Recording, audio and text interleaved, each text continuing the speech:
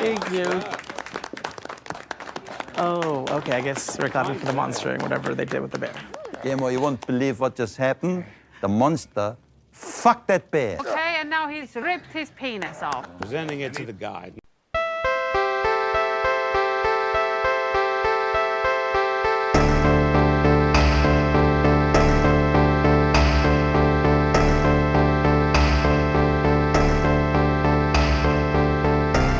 Hello, everybody, and welcome to Frankenstein's podcast, where it's all about the monster. We're a creature feature podcast about monsters and why we love them. I'm one of your hosts, Joe Praska, and with me is... your other host, Khalid Hussein. What's going on, Khalid? Not much, Joe. Sunday fun day, back at it. Excited to talk more monsters with you. I always love talking monsters. So, yeah, Sunday fun day. Glad you brought it up. But on that note... Yeah? I'm doing well, too, Khalid. Oh, yeah. How are you doing? Thank you. Thank you. Thank you. That's my bad, dude. I was giving you an in, but...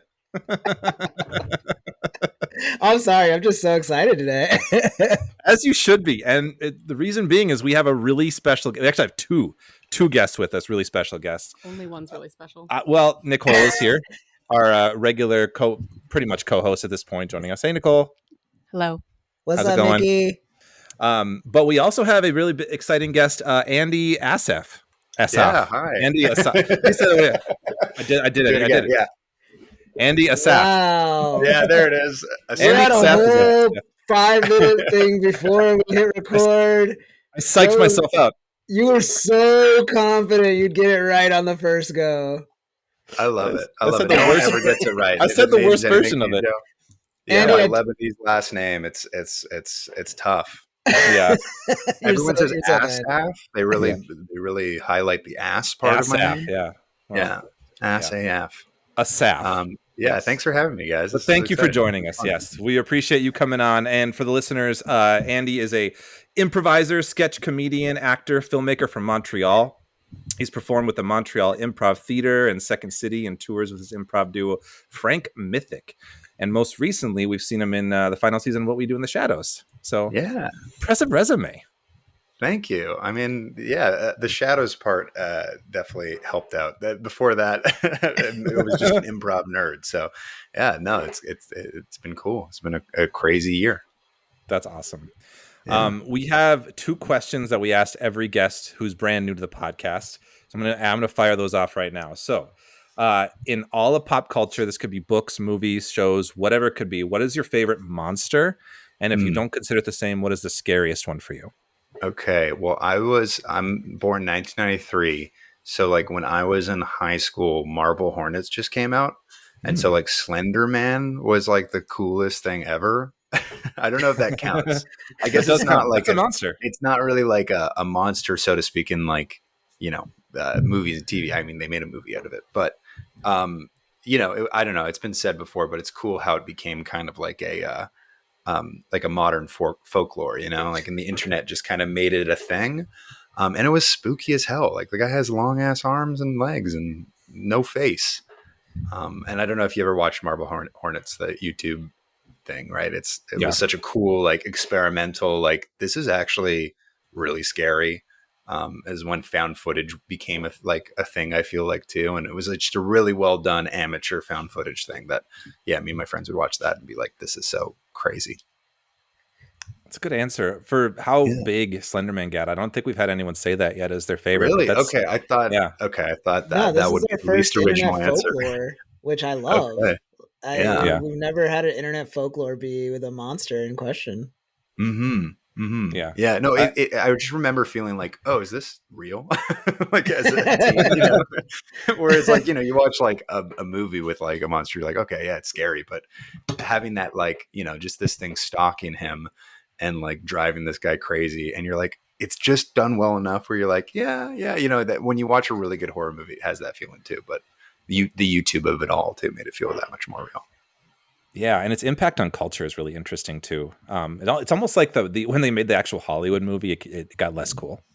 Yes, 100%. Yeah, because you can't, right? You can't make it into like a Hollywood feature, in the same way that what the YouTube thing did, and like the whole story, the crazy story with those girls who, that whole crime that happened, inspired by it. You're like, what is?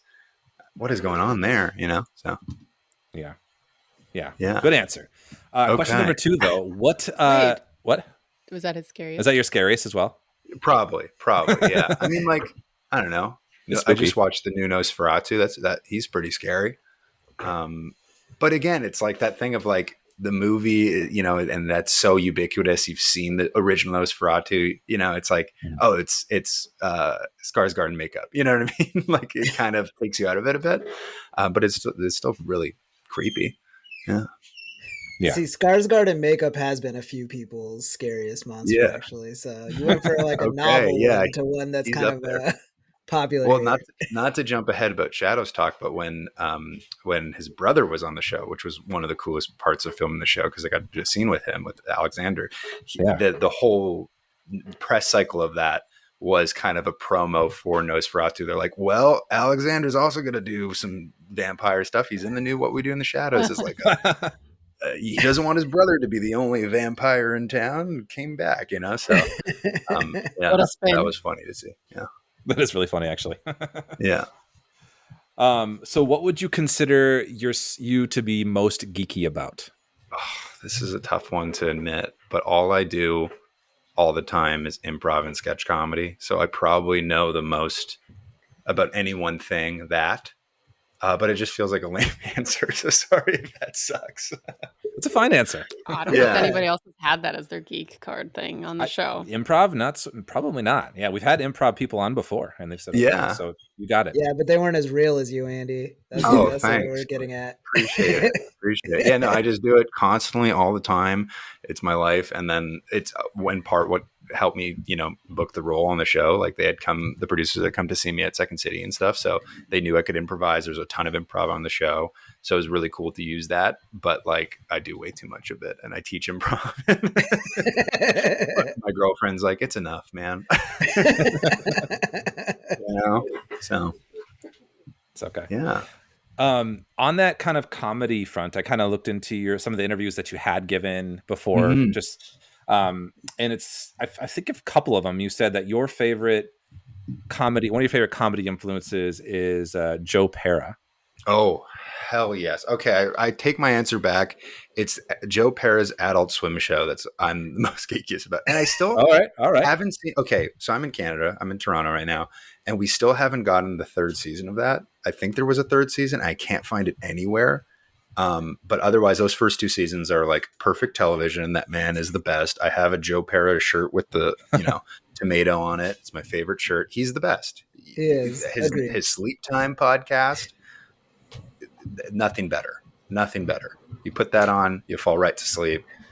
He's the sweetest man of all time. Yeah. Must be protected at all costs. Yes, exactly. No one touched Joe Pera.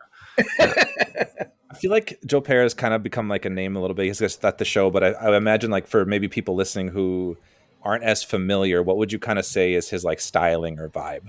He is so Michigan core, like just.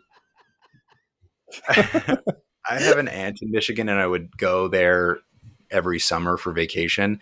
And there's just something so wholesome and like sweet about him that reminds me of like my family in Michigan.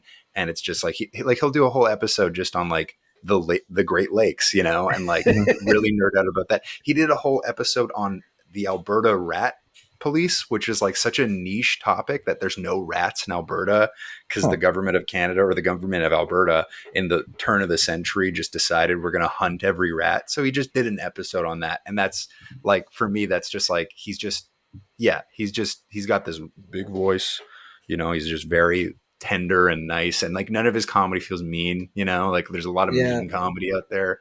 And he's the last one still doing like just really wholesome stuff. And it is really funny. Yeah. I was just looking. There definitely is a season 3. Oh yeah, is there? Okay, I got to figure out how to stream that. Yeah. Okay, sorry. Continue with improv. So we also saw that you have a Stephen King style novel improv show with your longtime friend as part of the Frank Mythic improv duo. You want to share more about that? Yeah, that was like the first thing the first long form kind of narrative improv show we started doing. So we did it as a duo, and basically it's like a Stephen King. We call it shitty Stephen King. Can I swear on this? I'm sorry if I can't. Absolutely, yeah. Okay, good. Shitty Stephen King, shitty Black Mirror. some like high weirdness. Like we're going to improvise for an hour. We get like the title of a book that Frank Mythic, this fake, Stephen King like author wrote, and we just kind of go. And we've toured that a bit. We went to Ottawa Improv Fest. We did it here in Toronto and Montreal. And then we actually made a web series over COVID, which we still haven't released. Still editing it, but like a concept show based off of that. So yeah, hopefully one day we'll release that. But it was just like our shared love for like, Garth Marenghi's Dark Place. It's very inspired by that. Yeah. It was inspired by I don't know if you guys know Fact or Fiction with Jonathan Frakes. Yeah, absolutely. Yeah. I mean, a lot of people are familiar with the meme, right? Where he's just walking in and asking you questions. So the show is kind of, the conceit is kind of that, like that scene, but we introduce like a mystery and then we try to solve it. But we're both really like just two idiots who, don't know what we're doing. And so that's something that eventually, hopefully one day, knock on wood, we can develop into something bigger. But we do it as an improv show and it's a lot of fun. Just playing a bunch of different characters. And then we've known each other since childhood. So we have such a similar repertoire of like references that we just pull from. And then you just kind of do shitty Black Mirror and it's fun. Yeah. That sounds really fun. Yeah. Do you tour outside of Canada? Really? We'd love to go to the States. Yeah. I would love to tour that everywhere. I actually just got my papers to go to, like, we're going to LA next month and we might actually move out there. So hopefully I'll be doing more trips out to the States. And unless we become the 51st state. Oh my God. They're already here, I guess. Sorry. And then, we'll just all be one big family, guys. It's going to be great. Minnesota actually wants to be part of Canada. Yeah, I would honestly. We should take a poll and see how many American states would just come to you guys, because I do feel like it's close. Make you one big province or territory, not even a province. I've always wanted to be a province. Who doesn't? Yeah, sounds great. Yeah, being provincial is underrated. Yeah, that's great. No one's ever asked me about Frank Mythic though. It'd be fun to tour it a lot. We love that show. Yeah, sweet. So you mentioned at the top that you haven't really gotten a lot of interviews for What We Do in the Shadows specific, but like, have you interacted with any fans or anything? And if so, like, anybody asking you like questions, any common questions coming up? Yeah, I mean, like, people online have been really, really nice. Like, I've been posting a lot online, like different behind the scenes videos or like the makeup process, and like that's been all very, very positive and really cool. And people often ask, like, how long did the makeup take? And it was like 3 hours a day. They were really fast, actually, at doing the makeup. That one I get a lot. It's kind of a surreal experience because, like, I don't think a lot of people realize it's me because of all the makeup, So when I post shadow stuff, like, people obviously know it. But then when I post just me as me, I'm just a nobody still. So that's kind of the best of both worlds, which is nice. But haven't gotten that many. Something interesting happened with the videos, and I do a bit about it in my solo show right now, where people don't understand it's a TV show. So I have this one video of me in the makeup kind of wishing everybody a good morning, and it got like 18 million views on Instagram. And the comments, what really took it off, because at first fans were finding it and they're like, Cravensworth monster. Oh, cool. Yeah. And then the comments started coming in that just were like in a different language, and I would use the translate, and all these comments would be like, what did he do to his body? What doctor would do this to him? And like, they thought I just did some extreme form of body modification.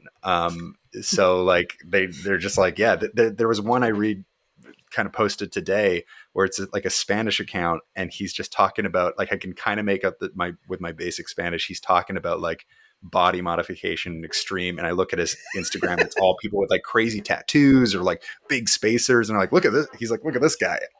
And people just don't think twice. They're like, oh man, that sucks for him. He looks like, he's chewed out. One person commented septic man. And I was like, that's what it looks like, right? I was born in a septic tank.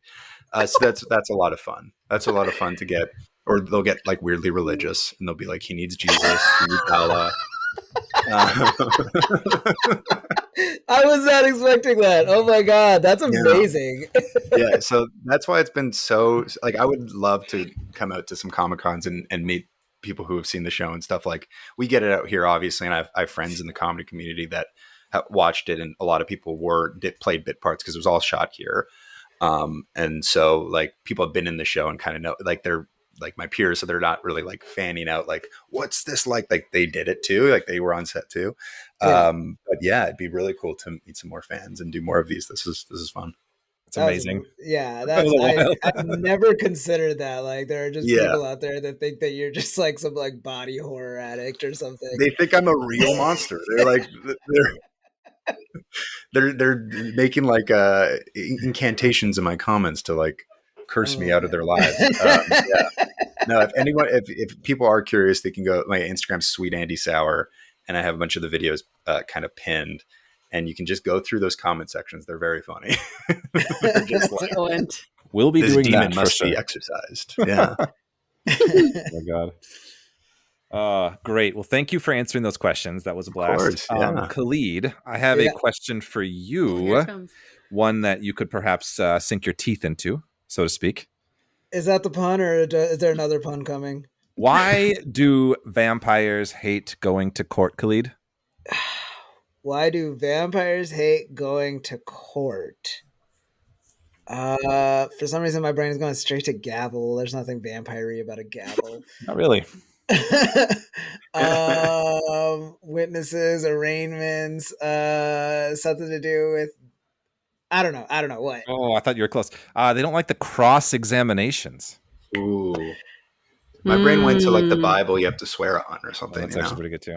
Yeah, there's usually a better answer, Andy, with these jokes. That's part of it. I thought it was pretty fantastic, Khalid. How many more you got, man? I need a trigger warning or something if you're gonna just like barrage me with puns. It's a segue, Khalid. What are you talking about today? Thanks for asking, Joe. Today we're talking about What We Do in the Shadows. Ran from 2019 to 2024 for 6 seasons. Created by Jermaine Clement, produced by Jermaine Clement and Taika Waititi.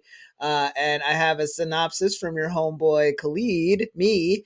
It goes a little something like this. A house full of sexually deviant vampires do their best to navigate day-to-day life in the fictional town of Staten Island. Their familiar, Guillermo, and a cast of comedic heavy hitters will literally keep you laughing for years. What a monster. They're creatures of the abstract that live off potential energy. It's alive! Boom, good one, Khalid. Well said. Yeah. Thank you. I like the sexual deviant vampires. I feel like you got to lead with that. You know, that's part of their charm. You know, they're all horny all the time. Yeah, you wouldn't really pitch the Bernstein Bears and like neglect to mention their bears. You know, it's just this really like wholesome country family that like just does their. You don't do that. You would lead with their bears. Yeah.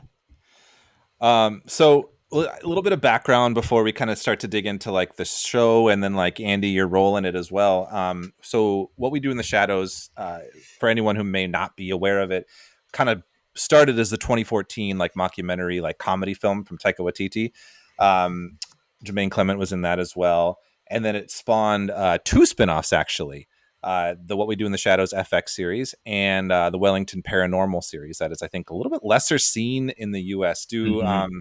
Nicole and I certainly do, but I do. Andy, have you seen Wellington Paranormal at all? Yeah, it's great. I love Wellington Paranormal. It's it's just so specific to New Zealand too. I feel like which is really the charm of it, right? Like, because What We Do in the Shadows, like the show, you know, it's very much a sitcom and very much like in the American style of sitcoms with its own, you know, weirdness and the source of like the DNA of the movies there. But Wellington Paranormal is just so like. It's just so specific to New Zealand. I don't know how else to explain it. It's very like cute and weird, but like has all these like different monsters and really explores the rest of the universe in a fun way outside of the vampires, which I really like. Yeah. You loved Wellington Paranormal. I did, yes. What did you think of it? Just like dropping this on the spot. I don't know. I loved it. It was like quirky. I won't pretend that like I went to New Zealand for 3 weeks, like several years ago, and like loved it. And we've been joking about how we kind of just would love to just move there nowadays. Yeah. Get And to that's my where all the trip. billionaires are going, right? Like Ah, compounds over there. But it's beautiful. I hear it's Is gorgeous. New Zealand a province? Not yet. Okay.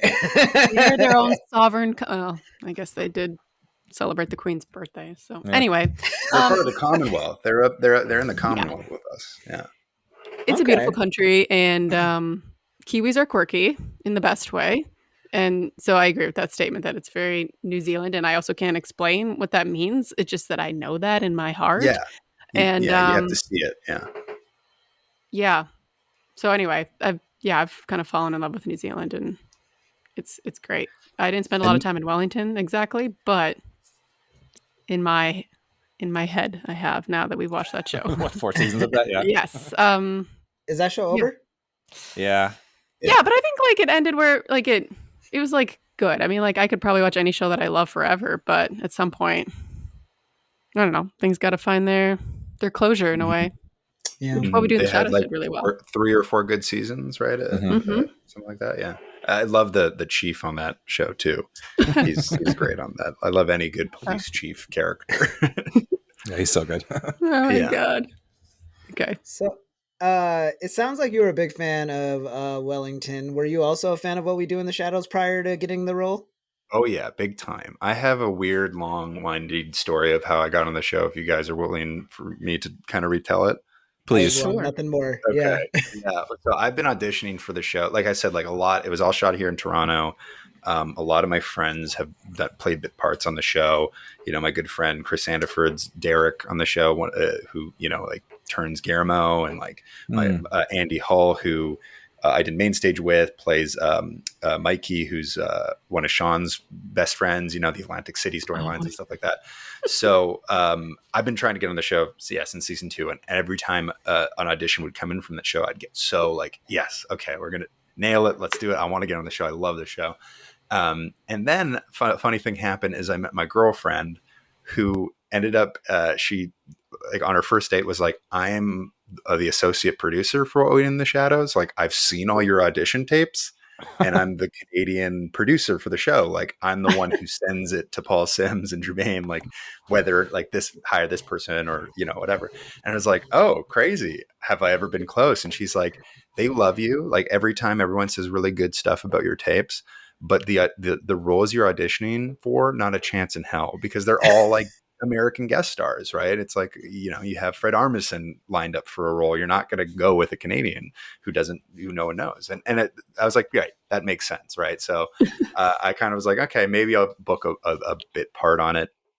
And then fast forward, I guess 4 seasons, Sam, my partner, she left the show, and she was working on The Bear as a writer's assistant. And this new season came out, and they basically this character, the Cravensworth monster, was kind of, they were talking about it, and apparently Paul Sims, the showrunner, was like, "Oh, who'd be good for this? Andy." And then I heard through for the friends that Sam has in on the production team, and they're like, yeah, we want to go with a Canadian because, one, it's so much makeup, no American guest star is going to do this. And yeah, like they thought of me apparently when the role came up, so, which was really cool. They had seen me at Second City at that point, and they knew of me and stuff like that, and they knew I could improvise, and he's in a lot of it, right? So there's they wanted someone who they could know, that someone they know that could potentially improvise with the cast and kind of work with that. And so it was like a super nice, like, stars aligning moment where, like, Sam, who had worked on that show pretty much in season 2, me getting to get on it, and like, we have all these great friends now from that, the writers and the directors and the showrunner, obviously. Like, it was really, really cool to book that role, because I was like, okay, this doesn't happen, right? Like, this doesn't, all these things have to kind of line up perfectly. And it was just like the best experience. I got to work with all of these guest stars to this season, and the cast, obviously, who are like my comedy heroes. Like I mentioned, Garth Marenghi, Matt Berry, and Natasha Dimitriou, and Mark Prosh, and like, Kyle Newacek, who directs a lot of the episodes, a huge Workaholics fan, so like, then Tim Heidecker was on the season, and Mike O'Brien, the list goes on. And I was like, this isn't real. What is going on? And I'm looking like a crazy freak, and I'm just like, Was that intimidating? Like performing with your like idols? Yeah, I mean, at first, definitely. What was cool, I think, about the whole experience was learning that, like, especially with the improv of it, like, obviously I'm monosyllabic, so the improv on it wasn't that hard. I take where I go, yeah, or another one where I'm like, okay, it wasn't like the highest level of improv, but it was cool to like walk in and be very intimidated. Obviously, first big show. And then once we started rolling and we kind of got into the show a bit, and I got more comfortable, and like Mark Proch was a huge, just like, hey, this is how things run here. Like, let me show you all the way things go. And like, once I got more comfortable, it was cool to feel like I could hang with these like top tier talents. And then like, I was like, right, I've done improv and sketch comedy and performing for 10 years. Like, I can do this, which is really, really cool. Yeah. That's so awesome. Well, kind of fun to get a role like that. That's like a full like season role instead of just like one episode. It's kind of cool. Yes. Yeah. That was the final season. Part of it. And when they wrote the finale, no, I'll be very careful to not give any spoilers for people who haven't seen it. But when like they wrote the monster into the finale, that was like when it was like, oh, this guy's like closing the show out with them. You know what I mean? It wasn't just like a bit they brought every now and then and whatever, but they started giving the character storylines. I was like, this is really cool. Like, whole episodes kind of revolving around him. Something that is very unique to just that show, and that it's a testament to how many risks they would take for a network comedy. Like, you just don't see that kind of show on TV anymore. Mm-hmm. But yeah, and I got to walk away with my dismembered head. If you guys want to see it. Yeah, absolutely. Radio, but I got my head right here. Wow. Oh, that's so cool. That's a great keepsake. Yeah, this is just on the side here, just looking at me while I'm on calls.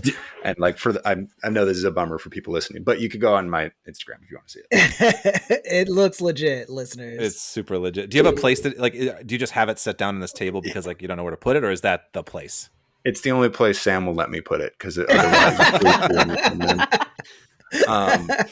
Yeah. Oh, I should give a huge shout out to Paul Jones, who is the head of the prosthetics department too, because I worked a ton with him. He designed the monster.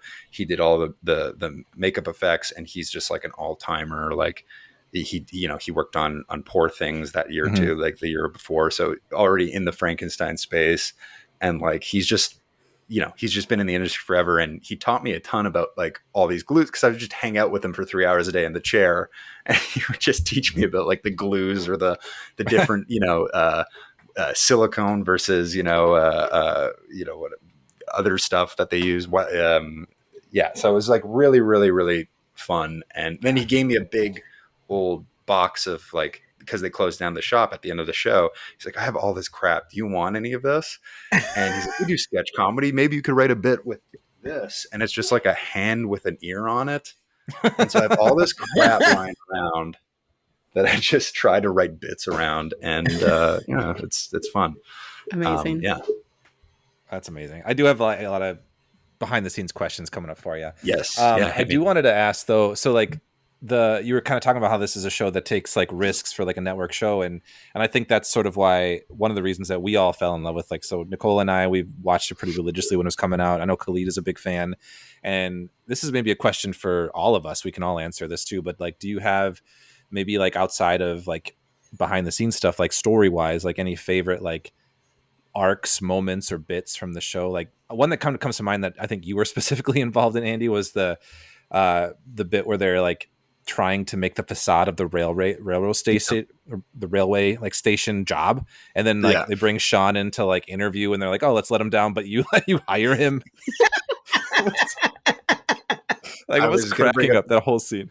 I was going to bring up that storyline because that was the first thing we shot. I like my first day was that railroad scene. So I was like, holy crap. And then working with Anthony Tandberg as an improv guy, like I'd seen him at the Del Close marathon, and like he's like known in the improv world as like the guy who's just been doing it forever, and he's so talented. And he especially never does a take the same way twice. So the day of, he was just riffing and changing the script and doing. I was just like trying to be like, yeah, this is normal. I'm totally like just getting used to the prosthetics and everything. And that bit is just so fun, right? Because it's just like no other character could you plausibly make that work for but Sean, because he's just been so fried over the seasons of them hypnotizing him. It's like a perfect, perfect moment. That was a lot of fun. Yeah. Yeah, that's great. Sean's a fun character too over the years. Oh man. Yeah. I always instinctively go, Shauner. Hey. And the other favorite like stuff with him, yeah. Yeah. Oh, so fun. Yeah. Any other like favorite like stuff or arcs or episodes or jokes from the seasons as they went on? I'm a big fan of like trying to remember the specific season. But kind of the whole, I mean, the first season they did the werewolf bit. That's an all-timer. And Jackie Daytona kind of goes down as like also an all-timer. Oh my God. Yeah. There's just so many. I'm trying to think of like, what's the one storyline from this season. I really liked, episode 9, which was all the vampire meetup. And that was really cool to see that. To see, every season, like Night Market is another great one where they have these big set pieces, right? And it feels like a lot of the budget went into this one showpiece. And it was really cool to just be in that space. They shot it in this like salt dome here in Toronto. It's like on the outskirts of town. And they just made it look like this cool Warriors, like, inspired vampire hang. And there was like 300 extras all dressed in like, the makeup trailers that day were like 3 trailers lined up with about like 9 or 10 artists just doing a line of people like, okay, we got to put like crazy ears on this guy and crazy foreheads on this guy. And I'm just there getting my stuff done and like seeing all this stuff and then going into the set and being surrounded by 300 people. And then I won't spoil for people who don't see, but something happens there that was, also a wild experience. And to do that in front of 300 extras, just like, it was crazy. Yeah. That's amazing.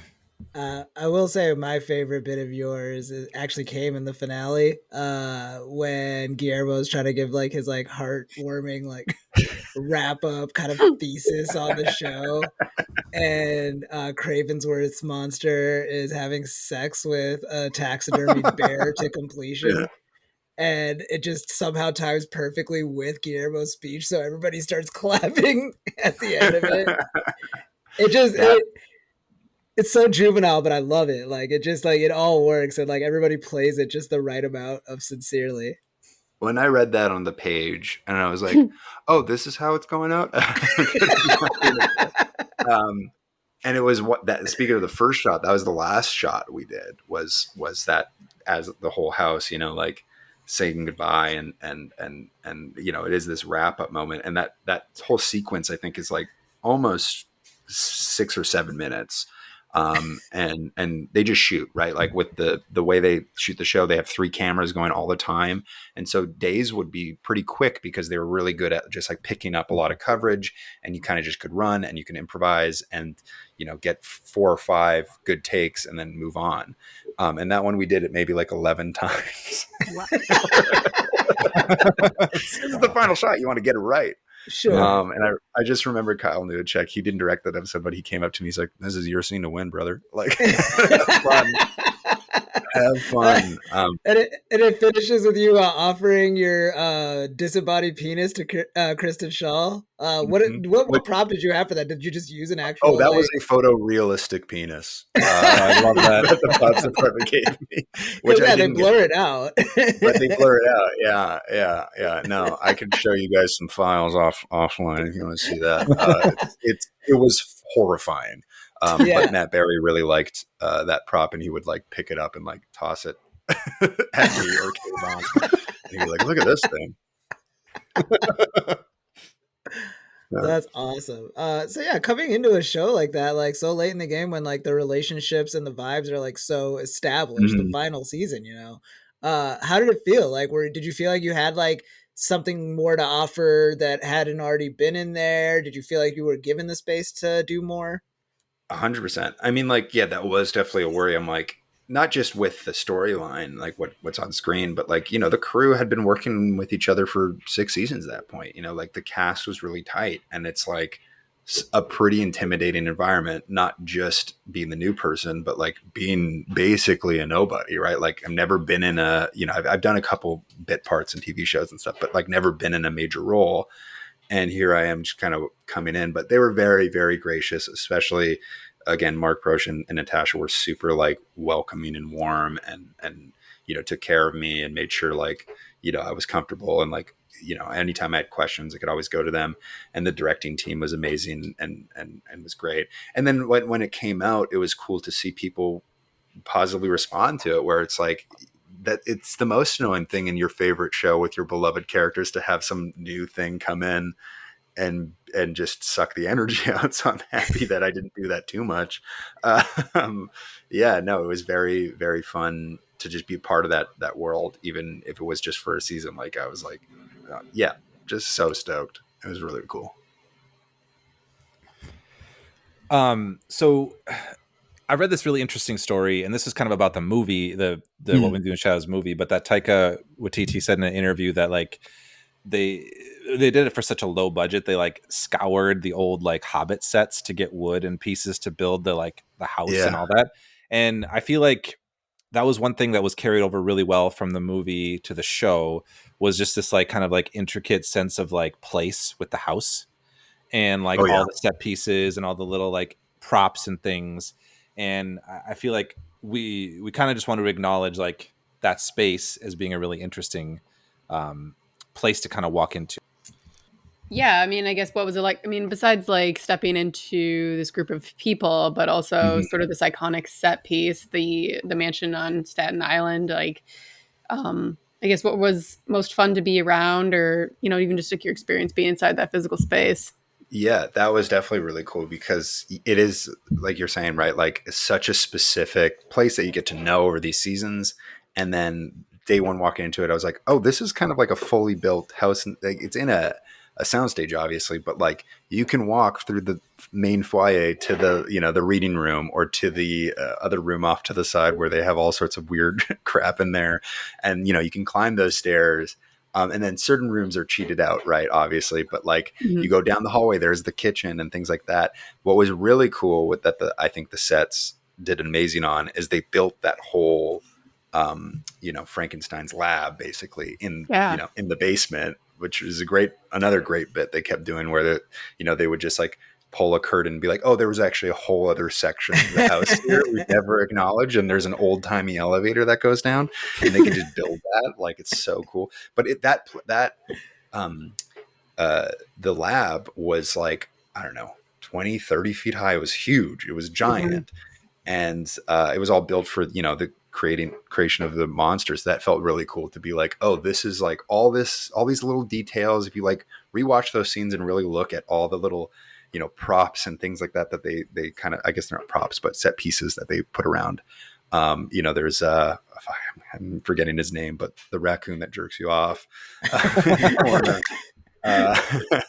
He was there. But yeah, like that was really, really cool. And it's cool that they also let us play in that space. Like, you can kind of like, they block you, but then there's certain moments too that they would, you know, let you kind of like explore the space, or like play, like that whole sequence where Colin's showing the monster around and showing different items. They were kind of just like, all right, roll, just start showing him around the lab. Let's see what happens. And so like that moment where like I'm scared of the like lantern or whatever, that was just improvised. You know, like a lot of those little moments that they kind of let you play with was really cool. And it's a big part because that space feels, when you're in there, you're like, oh, I'm in a spooky, scary lab late at night. There's a big tank with a recreation of my body floating in it. You know, so it was wild. It was wild to see. Yeah, just the artistry, like for the whole, you know, the whole crew is crazy to watch and see all those parts just come together on a schedule. I don't know how any TV show or movie gets made. You know? On a related note to your body, I will say this probably isn't the first time it's been done in like popular culture, but it's my first Frankenstein that was put together with like very clearly different races. How did how did you feel about being like 2/3 POC? Let me tell you, Khalid, it was great. Getting my hand painted black hand every day didn't feel weird at all. Yeah, I don't know. I think like, I don't ever want to like be like that was a bad choice because it fits with what Laszlo would think is totally fine. Like he's just like, just grab a bunch of different parts and throw them together. And it's, it kind of looks like just a badly put together body. Like no one would ever think that that's like a normal body, but he's like, looks good. Like I think Laszlo and SpongeBob are the only two fictional characters you could convince me are race blind. Like they don't think about people like that, and I believe it. And he's from the British Empire. What? Like he's just it's an so achievement. Out of yeah. But I mean, I think that's again like the show. Just they're like, I don't know, let's try it. I've had a couple comments online being like, "How do you feel about that?" And I'm like, it's funny. It's like that Community meme. It's like I could live with like grave robbing, but I draw the line at like taking black bodies or something. Yes, yeah. Well, yeah. And I was like, look, as long as it's not on my face, I feel like that's definitely a line I won't cross. But it's got good new to here. I'll paint me blue. Well, let's do it. Yeah. All right, I'm thinking that we should talk about the monster part of this series, the monster elements. Khalid, shall we? Let's monster. So I do feel like this whole show, it has this like lo-fi quality, but it has like no shortage of really cool, like practical creature effects. Like you got the vampires, and even like the concept of the energy vampire was a really fun, like unique idea. Yeah. But then we get like werewolves, trolls, sirens. The Baron, Doug Jones, right? The makeup that was amazing. One of my favorites, like the Sire puppet and suit, I guess, also super cool. Like, and of course, like your own like Cravensworth monster, like suit makeup. Like, it's cool to see all of that. Like, I'm sure there's CGI touch-ups and stuff, but like, it seems like it's all in camera. Is that your experience? That like the effects and like a lot of the stuff was very practical.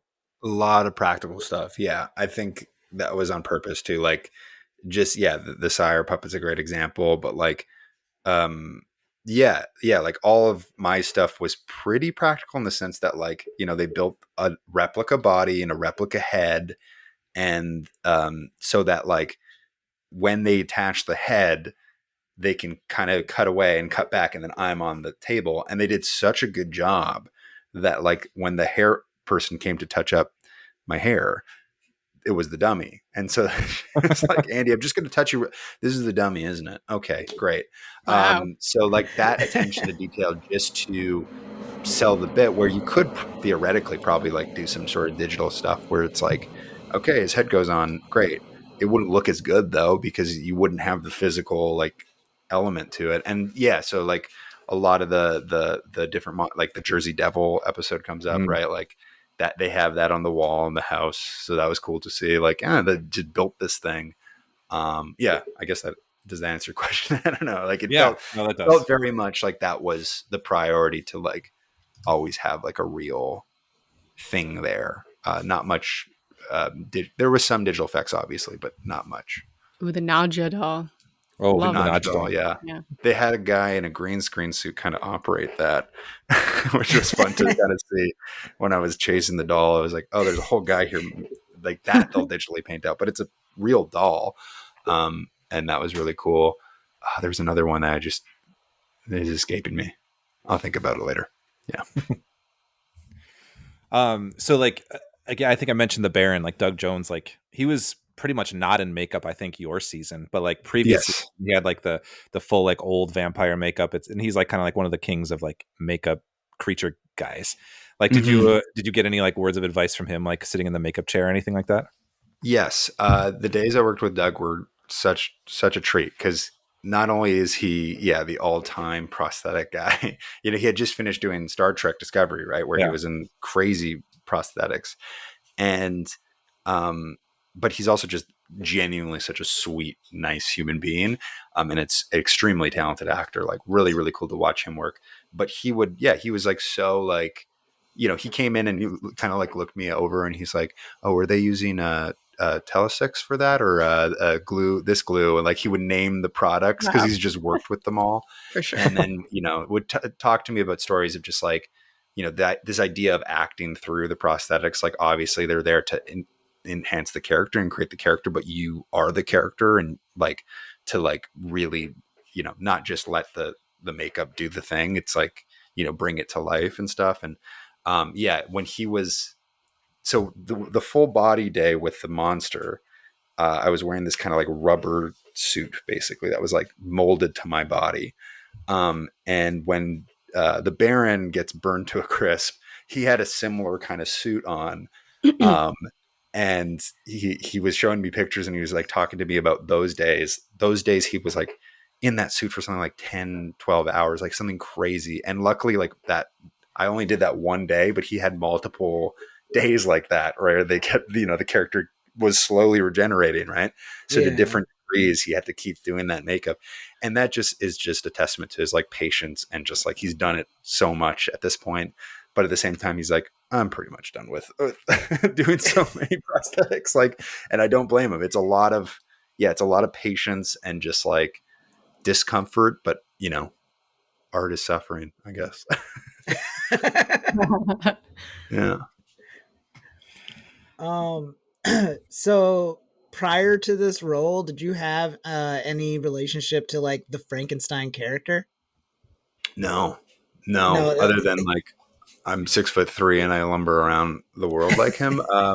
No, not really. I read the book for the first time in full to prepare for, the show. Cause obviously like it's a riff on that. So I wanted to get the source material, and it was so cool to read the original book because it's just like the monster is so like scary in the sense that he's just like this figure that's stalking the doctor, right? Dr. Frankenstein, and just like has one sole goal to make this guy's life hell.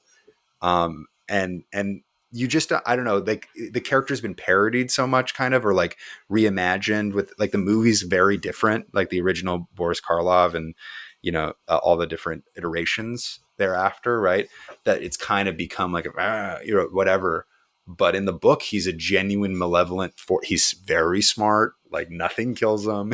He like he's immune to the cold, and he has to chase him across the globe, So that was really cool to revisit that and be like, oh, this is why this book was so great. It's like a genuinely like terrifying story, like in the ye old English that you're like, okay, maybe I'm not connecting to that, but the story itself was crazy. Yeah. Oh yeah, we talked about the OG Frankenstein a few episodes ago, and I really appreciated how he was like the original emo monster. Like, really hates his dad, just like questions existence. It's really just it resonates with like a certain demo. It's so true that he's so Blink-182 coded. Work sucks, I know. Yeah, 100%. Is there any other like classic monsters or new monsters that like as a 6'3" lumbering actor you would love to portray? Oh man, what other monsters? I honestly never thought about playing Frankenstein to begin with, but it was very fun, and I would play more monsters. I don't know. That's a good question. I feel like you could do a good like Hellboy cosplay. Okay, all right, yeah. Doug was telling me about the days on Hellboy. I'll play a young Hellboy, sure. Yeah. I saw you guys did an episode on Cloverfield. I love that movie. If there was an animated reboot of the Cloverfield monster, I'd voice him. Ooh. Okay. He has like a very deep internal life, Ooh, okay. No one asks the Cloverfield monster how he is, Sure, a lot of opportunity for monologues there. Yeah. Usually I'm the only one that's like thinking about the monster's inner life on here because of our fight or flirt segments. So it's nice to see somebody else kind of expressing that empathy. Yeah. Yeah. Well, what about you guys? I got to ask, with the Frankenstein podcast, was this like originally kind of based around the monster, or was that he's just the OG? Oh my God, no one's ever asked this. I'm so excited. You're so excited for the answer? Questions onto you. This is kind of like a reverse Anderson Cooper. I love it. So this, I think, if I remember correctly, this was a pandemic podcast, right, Khalid? We started this during definitely was a pandemic podcast. But I remember like I was listening to so many podcasts just to like all around, like doing things in my AirPods or like going anywhere. And I was like always trying to find this one like niche vibe where I was like, I want to listen to one about like kind of horror movies, but also sci-fi and fantasy, but like just about the creature stuff. Like I want to hear people tell me more about like the creatures that are involved in things. And I like, could never quite find it. And then Nicole here was like, why don't you just like make one? We have time. And so there's nothing else going on. And so that's that was kind of how it started. And like, I mean, our early episodes are a little rough. We started with the host, the Bong Joon-ho movie, which was great. But the idea was just like, I want to talk about monsters. And I was like, I don't know how to title things. Titling is like the hardest thing. And so Khalid comes in with his like high mind. He's like, well, if it's all about the monster, we should call it Frankenstein's podcast. Ooh, I see. Yeah, because a lot of people don't know this. The monster is not Frankenstein. He's Frankenstein's monster. So this is Frankenstein. A little bit of weed, dude. Like, the possibilities are endless. Take half an edible, and you got a podcast, my friend. I'm the galaxy brain meme. Yeah, it's the recipe. I'm glad you finally get your flowers for this, Khalid. I don't think I've ever explained that you came up with the title. I'll take my flowers. I think you deserve more flowers for coming up with the whole podcast, and also additional flowers for Nikki for giving you the idea to do that. Plenty of flowers to go around is my point. And I'm the first person that asked, so you also flowers. Yeah. Well, okay, we are now at a flower deficit. Some of us are going to have to give our flowers back. No, I just think it's great. Just like, what is it, like 100 and some episodes in? And I think this is 107. 107. And like, so it's finally like, tell me about the title. Yeah. Because it took you 100 episodes to do Frankenstein. We finally actually did Frankenstein proper as a like episode topic. But I felt like I was so nervous to try to like do it. I was like, I want to do it like right, you know, like I don't want it to just be like, I don't want to mess it up or like, you know. So we got like a really cool guest who is a comedian, but also like a Frankenstein like expert kind of person. And so and then we're like, let's pick the original movie and talk about one of the other adaptations. And then I was trying to read the book at the same time too. So it was I think we waited to the right time. Agreed. What was the most surprising takeaway from the Frankenstein expert? Now I'm curious. Because I did a dive, but I'm not like, look, I'm just playing it was a comedy, right? So can I say mine? Jeremy Strong. Yeah. Mine is 100% finding out the origins of how Frankenstein as a character even came up. It's like a drug-fueled party happening like when like a volcano erupted on the other side of the world and created like a once-in-a-lifetime storm. And it's also the party where Dracula was invented. Whoa. It was like Mary Shelley was like hanging with her husband, who was a writer, and their friends, and like, why don't you write Lord one? Byron, yeah, Lord Byron, right? Yeah, that lady story. Writing a book. Now I've seen everything. That is, I feel like I agree. That is absolutely like, like that story just like floored me. Like just and the way that she just like she tells it best. To go listen to that episode, Andy, like that was super funny. Yeah. Wild. Yeah. It was fun. It's fun. This podcast is fun. And that's why we get to talk to people like you. Yeah. It's so nice it's nice to chat about monsters. I love monsters too. It's cool. So you said you read the book, and so you've seen the original Boris Karloff adaptation. How much of like your mannerisms or like the bits of Cravensworth's monster, or like were you able to like come up with on your own, or like how much? I mean, it sounds like there was a lot of improv on the set, but like how did you kind of make this character like your own and like the way?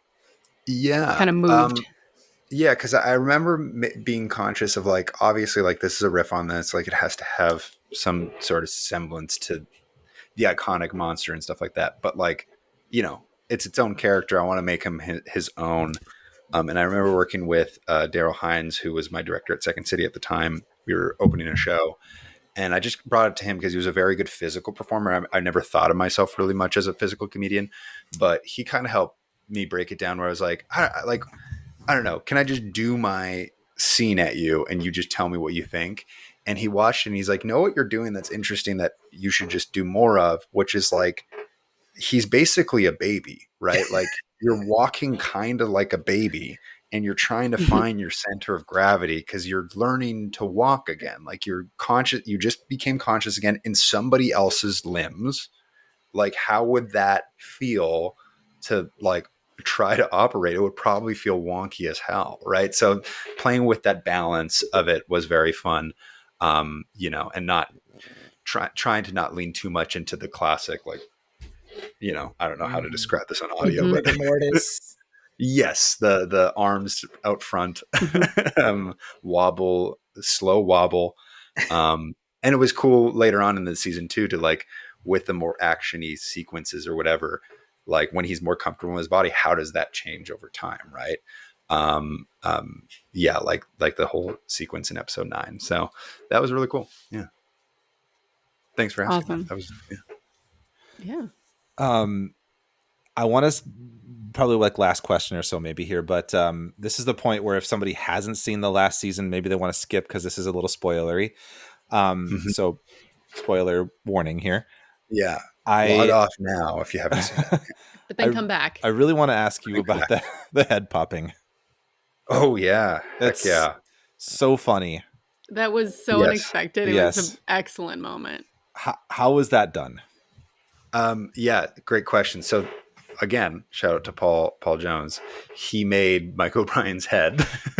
I remember going into his so rewind, like at the table read when we read that, I was like, that's such an insane move to do. All this build up, and it's this classic Shadows to be like, he's dead now. And like these two storylines we built to have them collide that way. And I remember walking into Paul's studio workshop, and I'm a big Mike O'Brien fan. Like I love AP Bio, big fan of him when he was on SNL. And I look at his desk and I was like, is that Mike? And it was a head recreation of Mike, but with his eyes bulging out like this. And he's like, oh yeah, that's the one you're going to be smashing. I was like, oh, so he had basically a head that had like a wireframe on the middle and like blood, like a reservoir for blood, for all this fake blood that you could collapse and then blood would squirt out, but then you could reset it. But he was like, you kind of want to get this in one go. Like, we're probably not going to get this, reset this, because blood goes everywhere. Like popped up all over your hand. Like it's all sticky and it's all over your hands. So like really just like nailing the like rip and squeeze and like, and then the next shot you see, you know, Jerry's character fall without a head.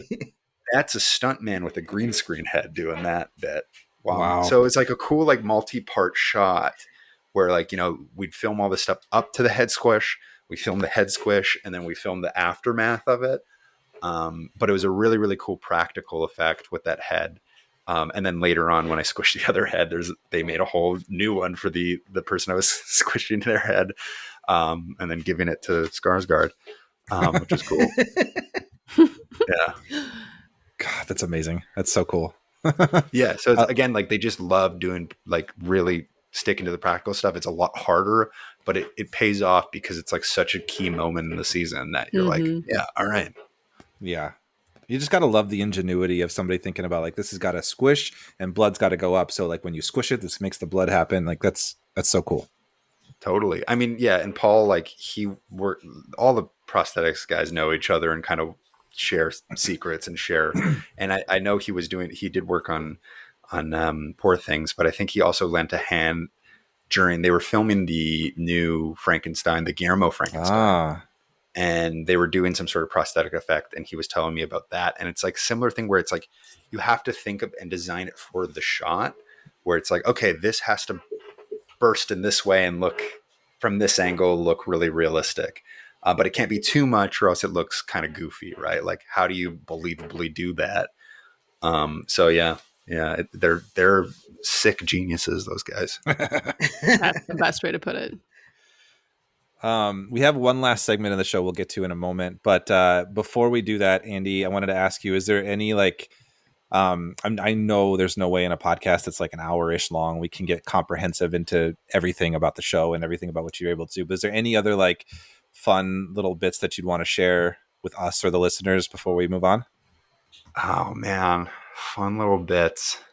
Let me think. Oh, okay, I guess like Steve Coogan was a really fun guest star. And I just remember when he was in, so like most of the cast is British, right? Yeah. Except for Mark and myself, I was Canadian, the only Canadian. But Steve, this British legend, he's worked on everything. I just have this very vivid memory. So they do that kind of effect somewhat practical where he's a ghost. So he has like a chest piece that like makes him glow, and then they do some digital stuff to like sell the effect, but he's physically glowing, right? And he's sitting in his chair in the green room and kind of regaling Natasha, Kayvon, and Matt all these stories about like working in, you know, the BBC or various shows that have been like, they all know. And I remember Mark and I were kind of watching this, not getting any of the references. And it would have to be like, okay, so who he's talking about is basically like, he's kind of like the Harvey Weinstein, but of Britain. We're like, okay. You know, referencing these various media figures, we have no idea. So that was very, very fun. And he was just like, yeah, he's so insanely funny. And to be that close, I remember when Matt and Steve are doing that final scene, that kind of final showdown scene.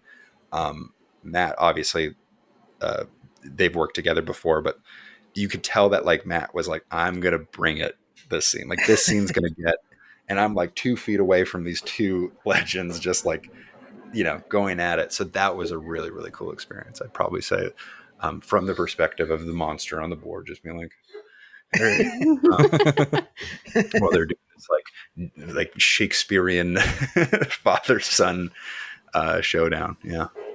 Excellent. Thank you for sharing. Yeah, that's awesome. Yeah.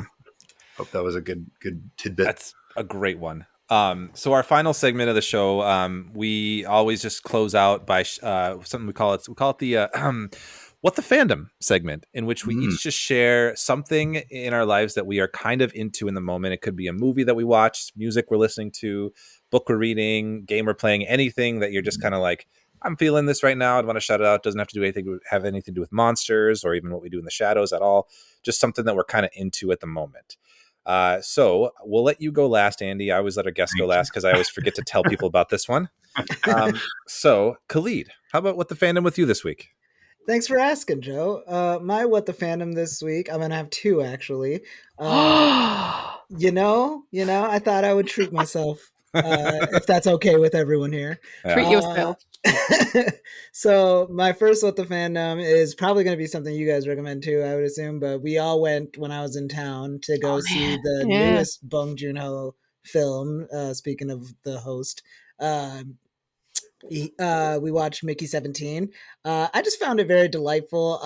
It definitely doesn't like have like the weightiness of a Parasite. Like no one's gonna be like on a Best Picture campaign for 12 months for this thing, but that was never my parameters for a Bong Joon-ho experience. I just love that this weird guy gets to make like whatever he wants, and this was no disappointment in that regard. I think he brought the best out in Robert Pattinson, you know, giving him a chance to do one of his little voices. I think that Steven Yeun is just like such a fascinating, fun to watch character actor coming into his own, and it's really cool to see like what he does with Bong Joon-ho now.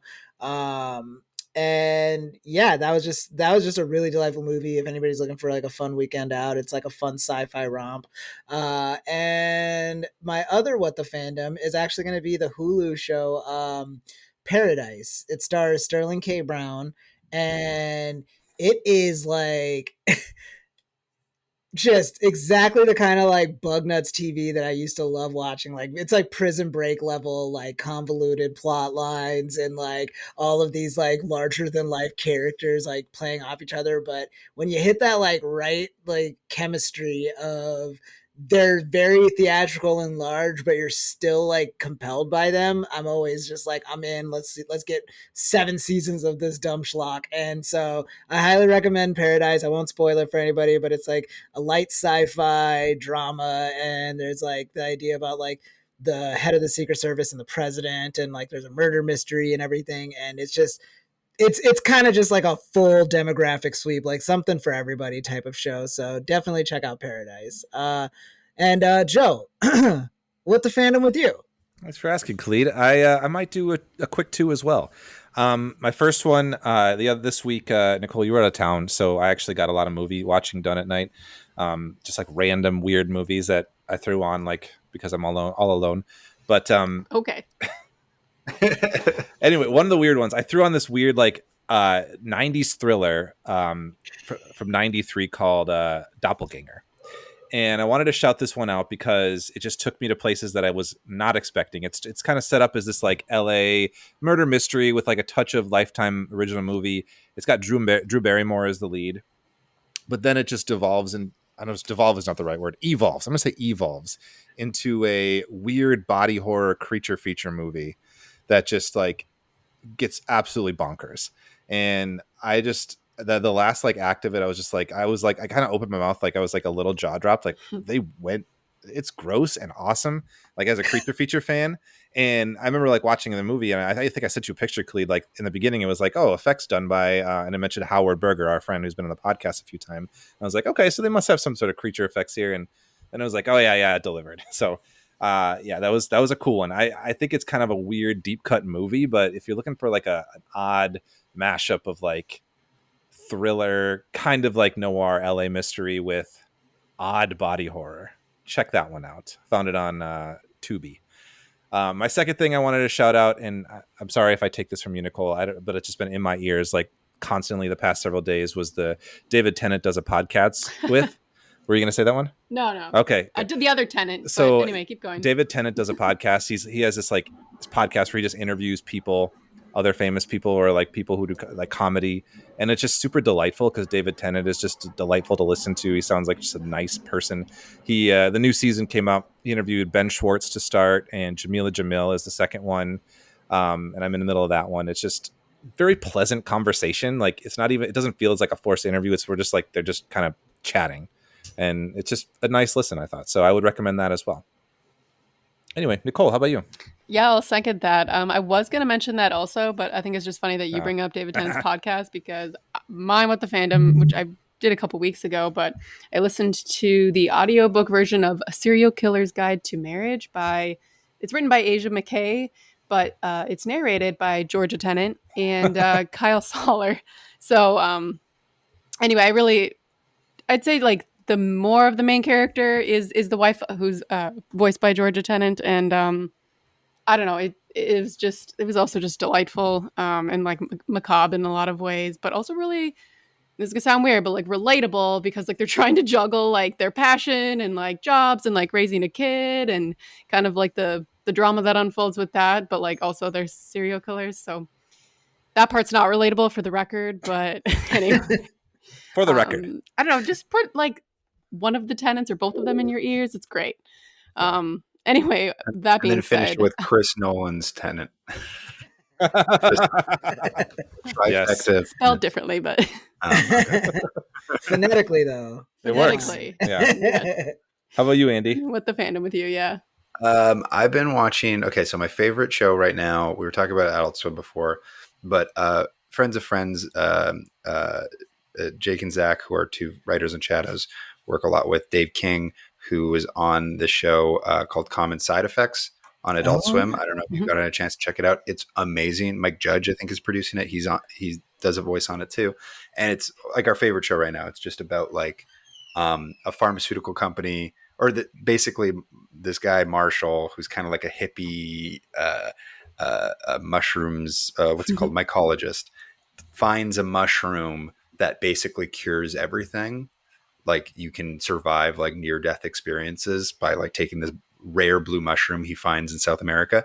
And then his friend from high school works for this pharmaceutical company, and is basically helping him, try to like protect it, like the government's hunting him down and big pharma's hunting him down. Anyways, I'm not going to spoil any more of it because it gets really weird, but it's got like a really cool like Studio Ghibli vibe, and the animation's amazing. Just the micro performances of the characters, like the way they capture them, all the little performances. They're very real and they feel very like lived in, and the writing's amazing. So I couldn't recommend it enough. They're short episodes too, Adult Swim style. So Common Side Effects is what I'd recommend. Awesome. That sounds amazing too. I keep hearing good things about that one. I love Scavenger's Reign, which they also created, the creators of that one. But I gotta check that out. I'm a huge that one's fan on Netflix. now. Yeah, it's similar animation style, but I've heard that Common Side Effects is amazing. Friend of the pod, Eric Kolash, also had that as his What the Fandom on the Slither episode a few weeks ago. Okay, I was like, I know I heard this before, and it was bugging me. I'm like, why does it sound familiar? And that's why. I watched the first couple episodes. I love the detectives that are sent to hunt after him. That intro to them and the pilot with the song. I don't want to spoil it or anything, but like it's just like a wordless like 2-minute sequence with them is so great. Awesome. Yeah. But yeah, Andy, thank you so much for joining us. This was such a great discussion. It's really cool getting to hear all the inside baseball on a show that has been repeatedly our What the Fandoms over the years. True. So yeah, thank you for joining us. Thank you so much for having me. Like I said, I haven't really done, this is my first kind of Shadows related interview. So it was a lot of fun to dive back into, honestly, the craziest 6 months of my life. So thanks for having me. Awesome. You guys are really fun and cool. So I'd love to come back anytime you want to talk more creatures or anything. Oh, give you absolutely. Absolutely. Stories. Nikki. And Nikki, thank you so much for joining us too. Always love having you on as our co-host. You're always welcome back as well. And everybody at home, thank you guys for listening to another awesome discussion of Frankenstein's podcast or wherever you listen to it. Until next time, creep it easy.